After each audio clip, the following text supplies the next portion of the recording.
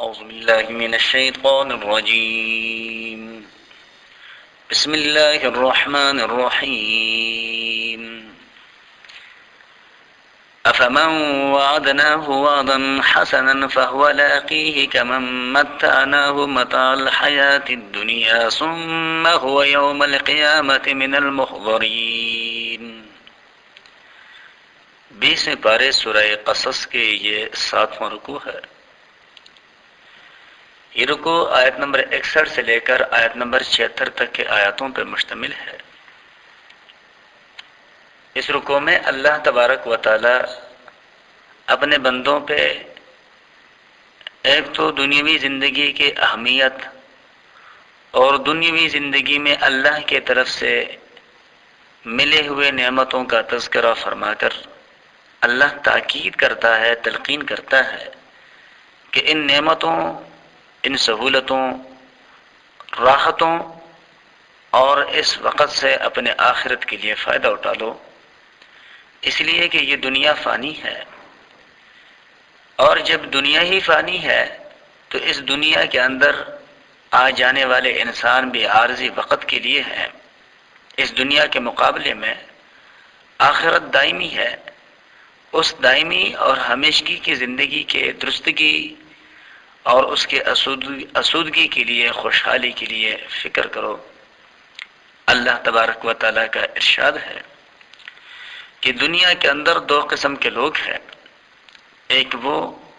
کہ جن پر اس حقیقت کو واضح کر دیا گیا ہے کہ جو دنیا میں اللہ تبارک و تعالیٰ کے مرضی کے مطابق اپنی زندگیاں اور اپنے طور و طریقوں کو ڈالیں گے تو اللہ تبارک و تعالیٰ آخرت میں ان کو نہ ختم ہونے والے خوشحالیوں سے ہمکنار فرمائیں گے۔ اور دوسرے وہ کہ اس دنیاوی زندگی میں جنہوں نے اللہ تبارک و تعالیٰ کے رضا سے ہٹ کر ہر چیز اپنی مرضی کے مطابق کرنی چاہیے، اب ان دونوں فریقوں کے لیے دنیاوی زندگی یکساں ہے، مختصر ہے، لیکن اس ایک نے اپنی دنیاوی زندگی میں اپنی مرضی کو اختیار کیا اللہ کی مرضی سے صرف نظر کر کے، اس کا آخرت پریشانیوں اور ہولناکیوں والا ہوگا۔ اور دوسرا وہ کہ جس نے اپنی دنیاوی زندگی میں اللہ کے رضا کو اختیار کیا، اللہ تبارک و تعالی اس کے آخرت کو خوشحالیوں سے اور راحتوں سے بھرپور فرما دے گا۔ اللہ تبارک و تعالیٰ کا ارشاد ہے کہ جو کچھ تم لوگوں کو دنیاوی زندگی میں سامان استعمال کے لیے اور ضرورت کے لیے دیا گیا ہے، یہ اس دنیاوی زندگی کا سامان زینت ہے، اور جو کچھ اللہ کے پاس ہے وہ اس سے بہتر اور باقی تر ہے۔ کیا تم لوگوں کو عقل نہیں ہے؟ بھلا وہ شخص جس سے ہم نے اچھا وعدہ کیا ہو اور وہ اسے ضرور پانے والا ہو، کبھی اس شخص کی طرح ہو سکتا ہے کہ جسے ہم نے صرف حیاتی دنیا کا سامان دے دیا ہو اور پھر وہ قیامت کے روز سزا کے لیے پیش کیا جانے والا ہو؟ اللہ کا ارشاد ہے افمن وعدناہ، آیا وہ شخص کہ جس کے ساتھ ہم نے وعدہ کیا ہے وعدن حسنا، اچھا ملنے کا وعدہ، فہو لاقیہ، اور وہ اس کو مل ہی رہے گا، کمن متعناہ، کیا یہ اس شخص کی طرح ہو سکتا ہے متاع الحیات الدنیا کہ جس کو دنیاوی زندگی کا فائدہ دیا گیا ہو، ثم هو یوم القیامت من المحضرین، اور پھر وہ قیامت کے دن حاضر کیے جانے والوں میں سے ہو۔ اللہ تبارک و تعالی نے ان آیاتوں میں حضور نبی کریم صلی اللہ علیہ وسلم کے زمانے کے کچھ نافرمانوں کا تذکرہ فرمایا ہے کہ جن لوگوں نے انہی لوگوں کے نقش قدم پہ چلنا شروع کیا تھا جو ان سے پہلے ظالم ہو گزرے تھے۔ اللہ تبارک و تعالیٰ نے ان کو بربادی سے ہمکنار کرنے سے پہلے ان کے ہدایت و رہنمائی کے لیے اپنے رسول بھیج کر انہیں متنبی کیا، اور جب ان کے تنبیہ پر بھی وہ اپنی تجربیوں سے باز نہ آئے تو انہیں ہلاک کر دیا گیا۔ یہی معاملہ اللہ تبارک و تعالیٰ کا رسول فرماتے ہیں کہ اب لوگوں تمہیں درپیش ہے، تم بھی حدود کو پامال کر چکے ہو۔ اللہ تبارک و تعالی اس بات کی وضاحت فرماتا ہے کہ ایک رسول تمہیں بھی تنبیہ کرنے کے لیے میں نے مبعوث کیا ہے، اب تم کفر اور انکار کے روش اختیار کر کے اپنے عیش اور اپنے خوشحالی کو بچاؤ گے؟ نہیں، بلکہ الٹے خطرے میں ڈالو گے۔ جس تباہی کا تمہیں اندیشہ ہے وہ ایمان لانے سے نہیں بلکہ انکار کرنے سے تم پہ آئے گی۔ اللہ تبارک و تعالیٰ کا ارشاد ہے، وَيَوْمَ يُنَادِيهِمْ، اور جس دن ان کو پکارا جائے گا، فَيَقُولُ، پس وہ کہے گا یعنی اللہ، أَيْنَ شُرَكَائِيَ الَّذِينَ، کہاں ہیں میرے وہ شریک کنتم تزعمون جن کے بارے میں تمہارا خیال تھا۔ اللہ تبارک و تعالیٰ نے تو اپنے اس کائنات میں اپنے خدائی میں کسی کو اپنا شریک پیدا کیا ہی نہیں ہے، لیکن جن لوگوں نے اپنے خیال اور ظن کے مطابق کچھ ہستیوں کو، کچھ لوگوں کو یا کچھ چیزوں کو اللہ کے شریک قرار دیا ہے، تو اللہ فرمائے گا کہ جن کے بارے میں تمہارا خیال تھا وہ کہاں ہے؟ قال الذین حق علیہم القول، کہیں گے وہ لوگ کہ جن پر بات ثابت ہوگی،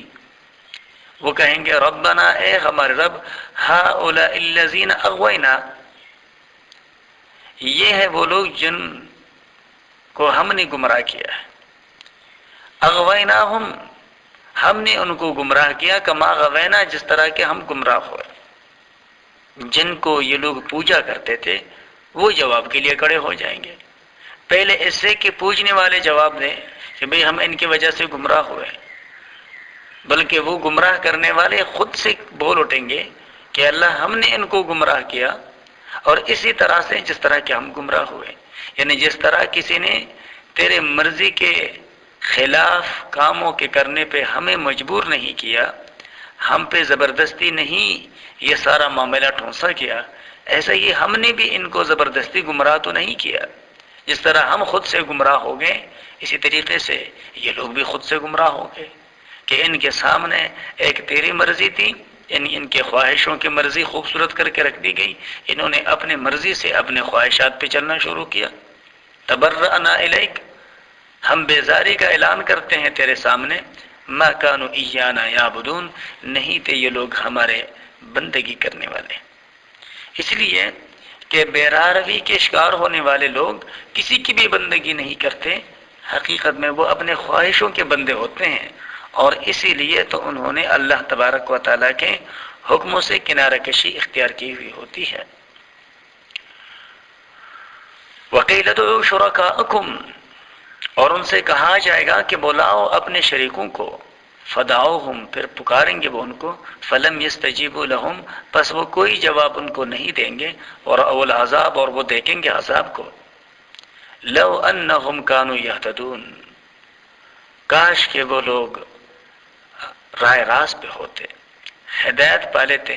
گمراہی کا شکار نہ ہوتے دنیا میں۔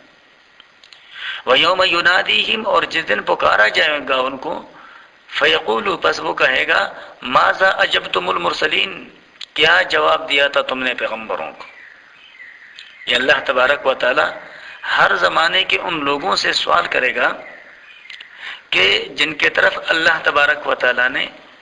اپنے رسولوں کو مبعوث کیا کہ تمہارے ہدایت کے لیے میں نے اپنے رسولوں کے ذریعے جو پیغام بھیجا تھا، اس پیغام پہ تم لوگوں نے کس رد عمل کا اظہار کیا۔ فَعَمِيَتْ عَلَيْهِمُ الْأَنْبَاءُ، پس اندھا دھن ہو جائے گی اوپر ان کی خبریں، یومئذ، اس دن، فَهُمْ لَا يَتَسَاءَلُونَ، پس وہ لوگ ایک دوسرے سے کچھ بھی نہیں پوچھ سکیں گے اور نہ پوچھ پائیں گے، یعنی جواب ان کے طرف سے کچھ بھی نہیں بن پڑے گا۔ فَأَمَّا مَنْ تَابَ، سو وہ کہ جو جس نے توبہ کی، وَآمَنَ، جو ایمان لایا، وَعَمِلَ صَالِحًا، اور جس نے اچھے عمل کیے، فَعَسَىٰ، پس امید ہے، أَن يَكُونَ مِنَ الْمُفْلِحِينَ، یہ کہ وہ ہو جائے فلاح پانے والوں میں سے، کامیابیوں سے ہمکنار ہونے والوں میں سے۔ وَرَبُّكَ يَخْلُقُ مَا يَشَاءُ وَيَخْتَارُ، اور پروردگار تیرا وہی ہے جو پیدا کرتا ہے اور جسے وہ چاہتا ہے اپنے لیے پسند کرتا ہے۔ مَا كَانَ لَهُمُ الْخِيَرَةُ، نہیں ہے ان لوگوں کے کچھ بھی اختیارات، کفار کی طرف سے ایک اعتراض اکثر یہ اٹھایا جاتا تھا کہ اللہ تبارک و تعالیٰ نے آخر محمد صلی اللہ علیہ وسلم کو ہی اپنا رسول کیوں بنایا؟ اللہ تبارک و تعالیٰ فرماتے ہیں کہ ہر چیزوں کا خالق اور مالک اللہ تبارک و تعالیٰ کی ذات ہے، اسی طرح سے اسی اللہ وحدہ لا شریک ہی کو اختیار ہے کہ وہ جس کو چاہے اپنے رسالت